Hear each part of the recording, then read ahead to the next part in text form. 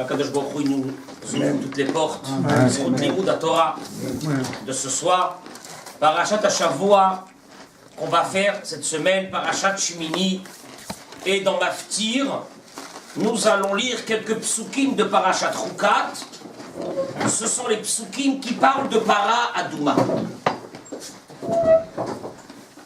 La lecture de Para Adouma est la troisième des 4 lectures que nous faisons dans le mois de Hadar, puisque la prochaine lecture, c'est la semaine prochaine, c'est celle de HaChodesh Hazeh Lachem Rosh Chodashim.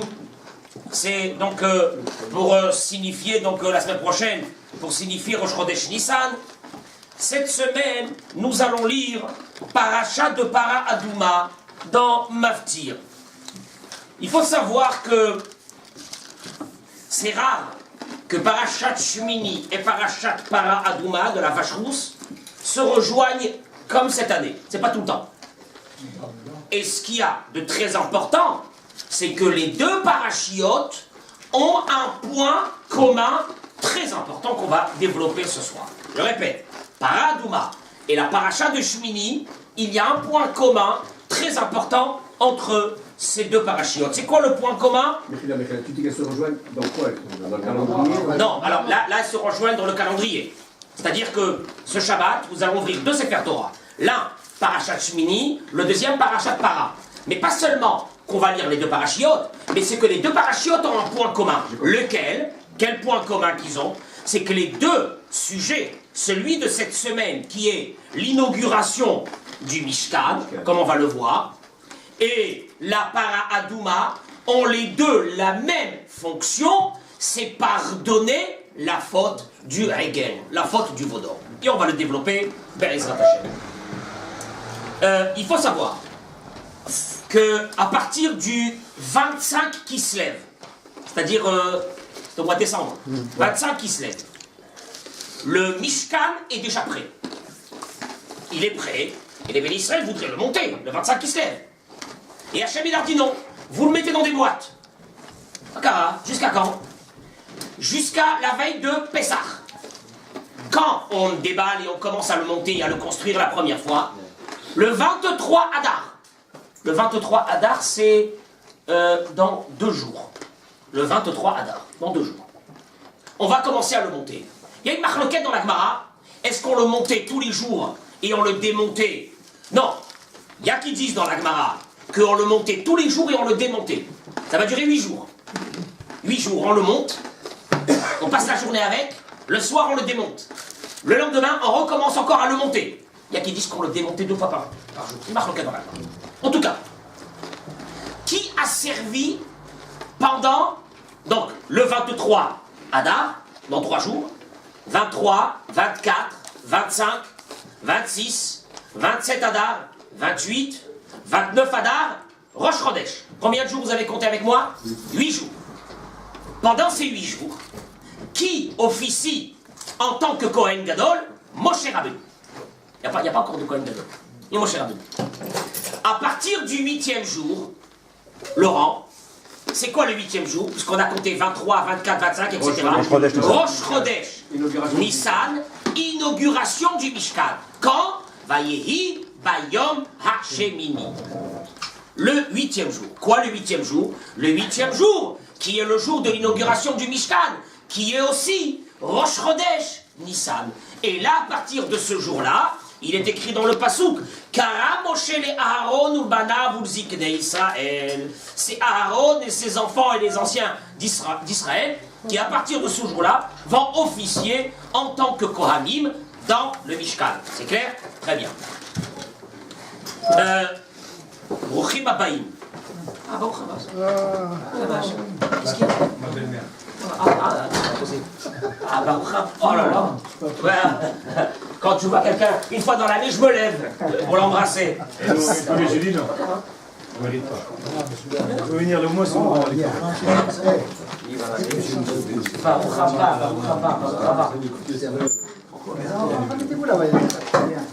Allez-y. Très bien.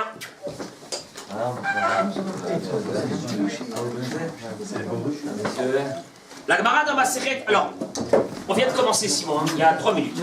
qu'on est là maintenant à la 8e jour de l'inauguration du Mishkan, qui est le jour de Rosh Chodesh Nissan. C'est pour ça que la paracha de cette semaine s'appelle Vaï Bayom Hashemini. Ce fut le 8e jour.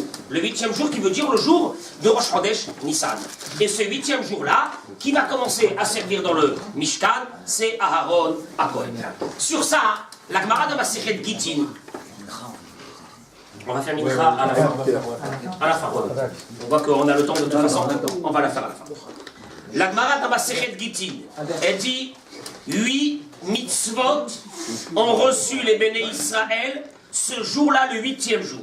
Le jour de Rosh Chodesh Nissan, il y a eu 8 mitzvot qui ont été donnés. Parmi ces 8 mitzvot qui ont été donnés, nos sages nous disent, il y a eu la mitzvah de Paraduma qui a été donnée ce jour. Alors attention, je précise, la mitzvah de Paraduma elle a été donnée aux béné Israël au moment de la sortie d'Égypte. Quand ils sont arrivés à Mara, ils ont reçu la mitzvah de Paraduma. Mais les détails de cette mitzvah, comment est-ce qu'on va la faire? Elle va servir à quoi? De quelle façon? Etc. Une vache rousse qui n'a pas dessus eu quoi? Un joug, etc. etc. Tout ça, voilà, tout ça, ça a été donné quand?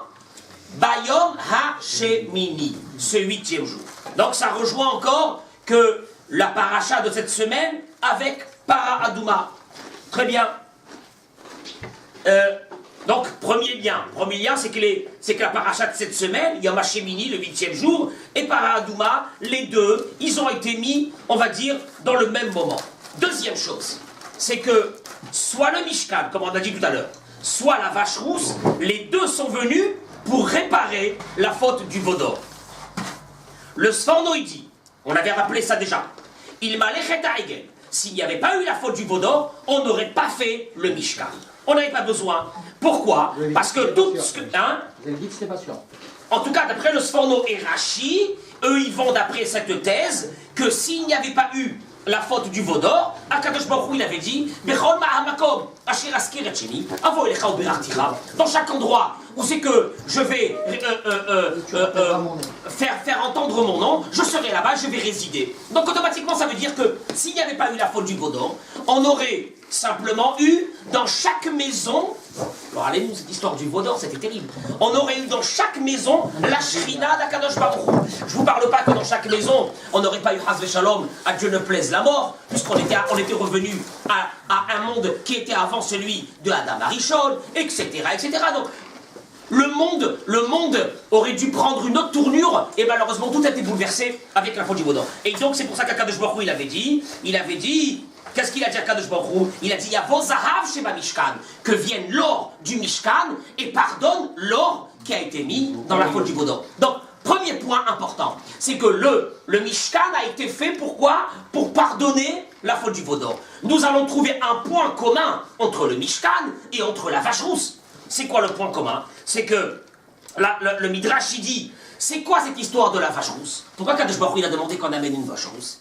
Il dit, Rashi ramène ça, ce que le Midrash, Rashi ramène, ce qui est marqué dans le Midrash, que Rashi dit, pourquoi dans Parashat Rukat, pourquoi Kadosh Baruch Hu, il a ordonné qu'on amène la vache rousse? Il dit Rashi, Tavo ha'em vetekaneach tzoat bena.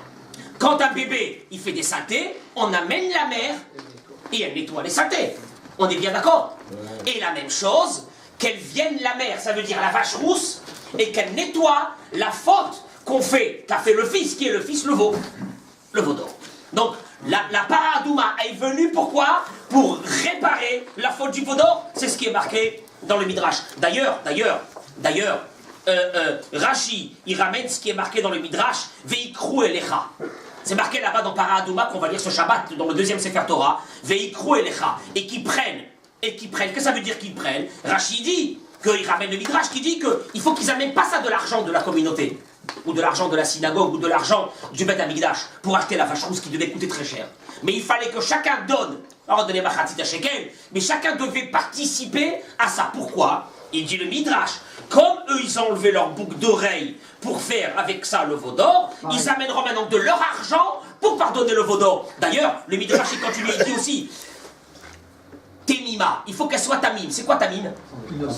Non, sans défaut. Sans défaut. Il dit le Midrash, pourquoi? Parce que les béné Israël étaient sans défaut avant de faire avant de faire le veau d'or, et après ils ont eu un défaut, il faut qu'ils amènent cette vache qui n'a aucun défaut, cette vache qui n'a aucun défaut, et qui pardonne leur action qui a causé qu'ils ont eu un défaut. C'est ce qu'il dit le Midrash.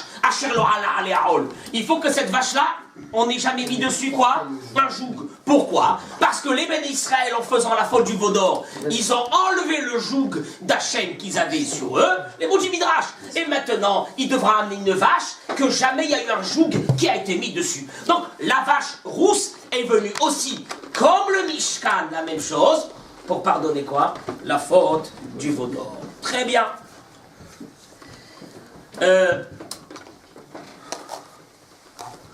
À partir de Rosh Chodesh Nissan, la Gemara, elle ramène, et on le voit ici dans la paracha, que celui qui va servir à partir de ce moment et jusqu'à la fin des temps, c'est qui? C'est Aharon à Cohen. D'ailleurs, il est écrit, Vayomer el Aharon. Akadosh Baruch Hu, il a dit à Aharon. Qu'est-ce qu'il a dit? Kach lecha. Prends pour toi, ben bakar les hatat, un veau. Tiens, encore un veau. Pourquoi un veau? Les hatat, en expiation, pour enlever la faute. Quelle faute? Toujours la faute du voteur. Il a fait Léodia, pour te dire,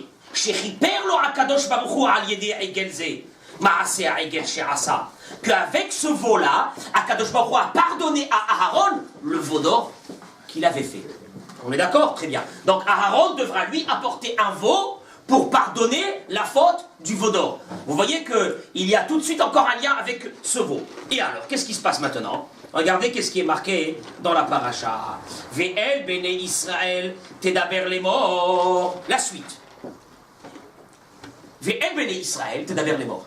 Qui c'est qui dit à qui là maintenant? Moshe, il dit à Aaron, c'est toi qui vas parler au bene Israël. Qu'est-ce que tu vas leur dire? Kehu se'ir izim le hatat. Prenez un bouc. Un bouc. Qu'est-ce qu'il est venu faire ici, un bouc? Les khatat, en expiation. Aaron, il avait pris quoi? Un veau. Un veau. 2 minutes. Ve'igel, et un vekeves, et un veau, et un mouton, les rola, pour holocauste. Ve'shor, et un bœuf. Ve'aïl, un bélier, l'ishlamim, en offrande de paix. Pourquoi c'est toi qui dois dire au béné Israël de le faire? Pourquoi c'est pas Moshe qui doit le dire au béné Israël d'apporter? Eux aussi ils apportent pourquoi, Simon? La même chose. Pourquoi ils apportent tous ces corbanotes? Eux aussi pour pardonner la faute du veau d'or. Eux aussi. Aaron il pardonne de son côté ce qu'il a fait et il demande au béné. Hein? Oui. Alors c'est les béné Israël qui vont rapporter pour eux parce qu'ils ont fait la faute du veau d'or. Mais une seconde. Pourquoi Moshe ne le dit pas? Pourquoi Moshe ne dit pas au béné Israël d'apporter des sacrifices? Pourquoi il dit à Aaron, je te demande que c'est toi qui dois dire au béné Israël? Moshe n'était pas là. Il n'était pas là, Moshe. Et alors, il reçoit l'ordre d'Hachem de dire au béné Israël d'apporter des sacrifices pour réparer la faute du veau d'or. Il n'y a que Moshe le dise. Non. Ah, parce que c'est eux qui avaient demandé à Aaron de faire le veau. Je sais pas, peut-être ça. Mais regardez un petit peu qu'est-ce qu'il nous dit le Kliyakar. Le Kliyakar, il dit la chose suivante. Il dit comme ça, le Kliyakar, que Moshe Rabbeinu, il dit, regardez les mots extraordinaires du Kliyakar. Moshe Rabbeinu, il dit à Aaron, si moi je vais leur donner l'ordre, c'est qu'en fin de compte, toi apparemment, tu as encore un dossier. Tu n'es pas pardonné. Parce que quelqu'un qui n'est pas pardonné, quelqu'un qui a fait une bêtise, il ne peut pas aller dire à l'autre, hey, répare ta bêtise. Parce que qu'est-ce qu'il va lui dire l'autre? Regarde avant la tienne. On est d'accord ou non? Il dit le Kliyakar, c'est pour ça que Moshe il dit à Aaron de dire au béné Israël. Pourquoi de dire au béné Israël? Parce que du fait que Aaron va dire au béné Israël, ça va démontrer que lui, il a déjà été quoi?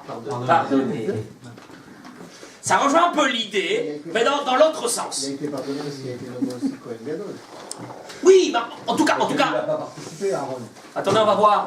On va développer tout ça. À contre-cœur. Si, il a essayé de tout faire pour retarder, mais il a participé. Non, il n'a pas participé. Mais, bon, Rachi, messieurs, Léodia, pour te faire savoir que le Saint béni soit-il, lui avait accordé l'expiation grâce à ce veau pour l'action du veau d'or qu'il avait fait. Enfin, c'est clair. C'est clair, net. C'est clair et net. À la fin, Il y a quelque chose. Il y a quelque chose.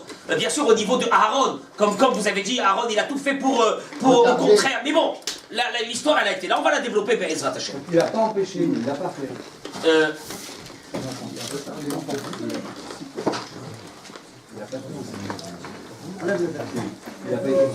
Rabotai, nous allons ce soir, c'est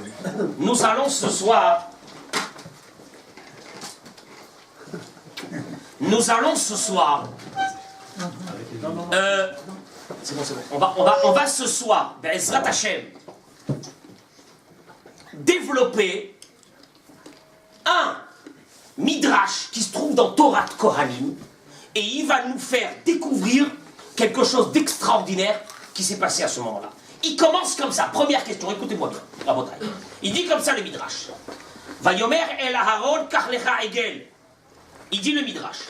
Il a dit à Aaron, prends un veau. Melamed. Il dit le midrash, on apprend. Shamar lo Moshe le Aaron.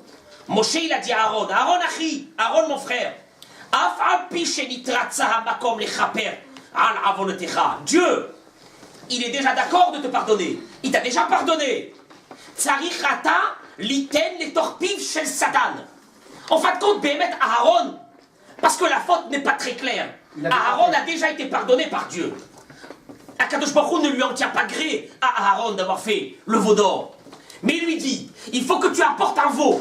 Dans la paracha de cette semaine, il apporte un veau. Pourquoi il apporte ce veau? Il dit le midrash.